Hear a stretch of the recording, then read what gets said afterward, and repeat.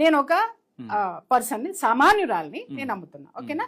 ఇది నీకు ఇవ్వాలి. ఇప్పుడు తినమ్మా. అదే మేడం తినని చెప్పి ఊసారండి. అదేంటి సామాన్యుడు కోవా బన్ను తినవా? మత ఘర్షణలో తీసుకొస్తావా నువ్వు? తినో. నేను తిన్నా. మర్యాదగా తిను. ఉమ్మేస్తే నేను ఎట్లా తింటా? అసలు తింటాను నేను. మరి వాడు ఉమ్మేస్తే నువ్వు తింటావా? నేను తిన్నా. నేను హిందువునయ్యా. అయితే పర్వాలేదు తిను. మరి మనం బాయ్ బాయ్ కదా. మతాలు ఎందుకు వస్తుంది? మీరు ఉమ్మేస్తారు, నేను ఎట్లా తింటా? మరి వాడు ఉమ్మేస్తే ఎట్లా తింటున్నావు? ఇది కదా మేము మాట్లాడింది. ఇది కదా మేము మాట్లాడింది. పవిత్రమైనటువంటి స్థలంలో అక్కడ జాతర జరుగుతుంటే అక్కడ ఉన్నది ఎవరండి? గిరిజన బిడ్డలు. మన గిరిజన బిడ్డలు.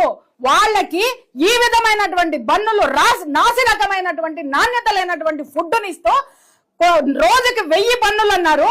5000 బన్నులు అంటే 5000 మంది పిల్లలు.